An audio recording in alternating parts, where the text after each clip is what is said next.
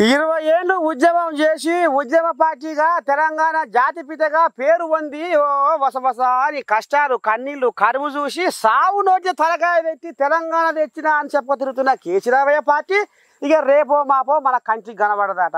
అసలు BRS party అంటేనే మనకు వినపడదట. అగో గాడికి వచ్చిందుల కథ అంటారు చూడు, ఓడలు బండ్లు అవుతాయి, బండ్లు ఓడలు అవుతాయి అంటే గిదే నాయంది.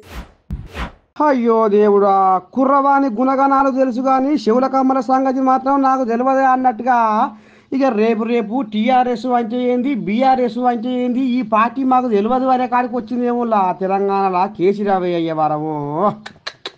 ఆఖరకు వస్తారు కల్లా కేసీరావు పార్టీ కదా బీజేపీలో విలీనం చేసే కాడికి వచ్చింది పార్టీ. ఇక మరి ఓ పక్కనేమో కవితమ్మ ఆదస్టార్, ఇక ఇంకో పక్కనేమో రేవంత్ రెడ్డి సీఎం ఉన్న పదవి ఊసిపాయ, ఉన్న కూర్చి పాయ, ఎట చేయాలి ఏం చేయాలని ఓ దిక్కు రంది పడుతుంటే ఇక కవితమ్మను బయటికి వెళ్ళేస్తున్నాడు మోడీ. అమ్మర కొడక ఇంత పనుకున్నామని ఇక ఈ రకంగా మోడీతోని లోపడంగా దోస్తానం చేసుకుంటా బీఆర్ఎస్ను బీజేపీలో విలీనం చేసే కాడికి వచ్చినాడు నువ్వు కథ. ఇక ఈ గుసగుస మాత్రం దేశం వెళ్ళిపోయినా వినపడుతుంది అట.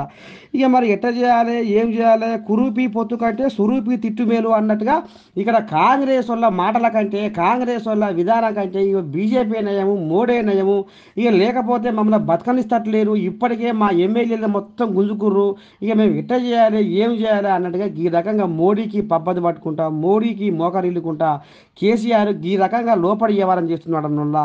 ఆఖరకు వస్తారు కల్లా ఓడలు బండ్లు అవుతాయి, బండ్లు ఓడలు అవుతాయి అంటే అయ్యే తీరిందిగా బీఆర్ఎస్ పాసంగమే ఓడిచిపోయిందిగా. అబ్బరకొండ ఎంత పని చూడు బీఆర్ఎస్ పని, ఎంత పని ఆయన ఎవర్రా.